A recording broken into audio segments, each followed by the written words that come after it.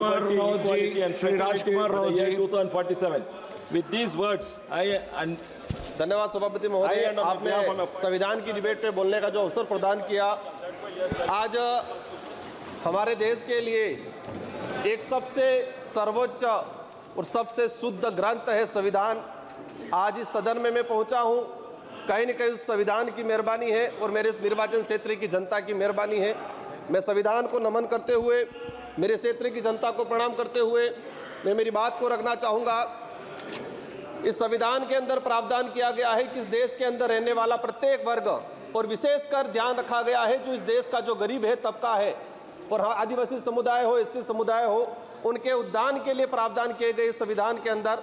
लेकिन आज बड़े दुख के साथ कहना पड़ रहा है कि 75 वर्ष हो गए, लेकिन संविधान के अंदर जो आदिवासी समुदाय के हित में जो प्रावधान बने हुए हैं, अनुच्छेद 244(1) के अंतर्गत 5वीं अनुसूची, अनुच्छेद 244(2) के अंतर्गत 6ठी अनुसूची के तहत अनुसूचित क्षेत्र, जनजाति क्षेत्र के प्रावधानों को आज तक धरातल पे लागू नहीं किया गया है।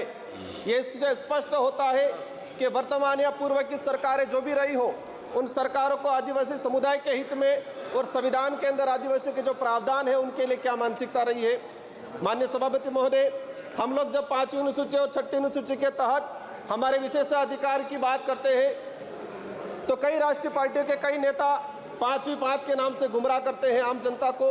बड़े दुख की बात है कि 5वीं अनुसूची और 6ठी अनुसूची क्षेत्र में रहने वाली आम जनता को आज तक इनके अधिकारों के बारे में नहीं बताया गया, नहीं पता चला उनको। माननीय सभापति महोदय, आज रिजर्वेशन का निजीकरण किया जा रहा है, ये भी एक संविधान पे कुटाराघात है। जातिगत जनगणना की लंबे समय से मांग चल रही है, जातिगत जनगणना नहीं हो रही है, यह भी एक संविधान पे कहीं न कहीं कुटाराघात है। मणिपुर की जो घटनाएं हुई है उससे भी एक सिद्ध होता है कि संविधान पे कहीं न कहीं कुटाराघात है। माननीय सभापति महोदय, इस अवसर पे मैं भीमराव अम्बेडकर जी, बाबा साहब, जयपाल सिंह मुंडा, नेहरू जी, ऐसे कई महापुरुषों को याद करना चाहूँगा जिन्होंने इस देश को शानदार संविधान दिया है। और इसी अवसर पे आज ही के दिन जो शहीद हुए सैनिक हैं, इनको भी नमन करना चाहूँगा। संविधान के प्रावधान के तहत पैसा एक्ट आया इस देश के अंदर, 1996 में पैसा एक्ट आया। आज 28 साल हो गए, लेकिन आज भी कई राज्यों में पैसा एक्ट के कानून नहीं बने हुए हैं। माननीय सभापति महोदय, पैसा एक्ट में प्रावधान है कि शेड्यूल एरिया के अंदर जो भी जमीन है, कोई भी उद्योगपति या कोई भी गवर्नमेंट लेती है तो उसको पैसा एक्ट की ग्राम सभा के तहत अनुमति लेना अनिवार्य है। लेकिन आदिवासी क्षेत्र के अंदर देखा गया है कि राष्ट्रहित के नाम से भूमि अधिग्रहण की जाती है, पैसा एक्ट को नजरअंदाज किया जाता है। हमने कई जगह देखा खनन के नाम पे पैसा एक्ट के तहत ग्राम सभा का बिना परमिशन के और लिया गया। कहते हैं राष्ट्रहित, आदिवासियों का घर उजाड़ के किसी उद्योगपतियों को जमीन देना कौन सा राष्ट्रहित है। आप देख सकते हैं, सबसे बड़ा उदाहरण है हसदेव का, जहां पर फर्जी ग्राम सभा गठित किया गया।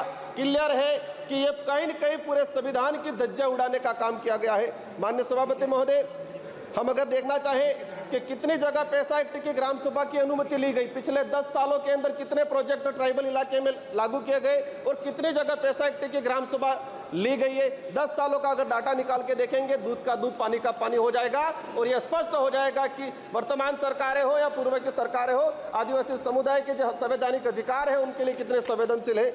माननीय सभापति महोदय, आज अगर हम बात करें, जब जयपाल सिंह मुंडा संविधान सभा की जब चर्चा हो रही थी तो जयपाल सिंह मुंडा ने कहा था कि आदिवासियों को लोकतंत्र सिखाने की जरूरत नहीं है, आदिवासियों से लोकतंत्र सीखने की जरूरत है जो हजारों सालों से जीता आ रहा है।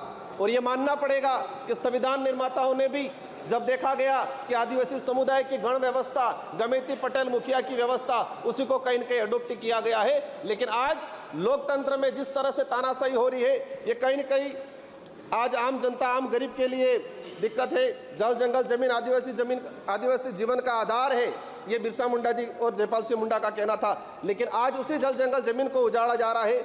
माननीय सभापति महोदय, आदिवासी समुदाय को अपना अलग एक पहचान, पूर्वजों के त्याग बलिदान आधार पर आरक्षण का अधिकार मिला है। और देश की आज़ादी में अगर देखा जाए, सबसे अधिक अगर त्याग बलिदान दिया गया है तो आदिवासियों का त्याग बलिदान दिया गया है। लेकिन आज उसको नजरअंदाज किया जाता है। हाल ही राजस्थान की सरकार ने ST/ST की जमीन को गैर आदिवासियों के खरीद पर अनुमति देकर ST/ST के संवैधानिक अधिकारों पर कहीं न कहीं कुटाराघात किया है।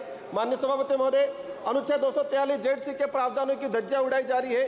आदिवासियों के संवैधानिक अधिकारों को लेकर सुप्रीम कोर्ट के कई जजमेंट आए। Samatha judgement 1997, Vedanta judgement 2013, Ramareddy versus state Andhra Pradesh 1998, Kailash बनाम महाराष्ट्र सरकार 11 जनवरी 2005। लेकिन आज तक इन सुप्रीम कोर्ट हाई कोर्ट के जो जजमेंट है वो आज तक लागू नहीं किए गए हैं। आप अपन निकाल के देखेंगे जितने भी जजमेंट आए ट्राइबल इलाके के हित को लेके आज तक उनको लागू नहीं किया गया है।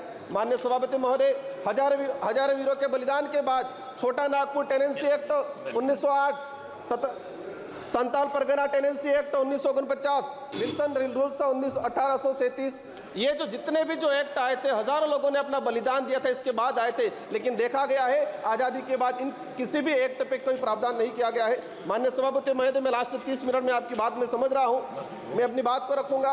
हमारे देश की न्याय व्यवस्था की बात करें। धन्यवाद।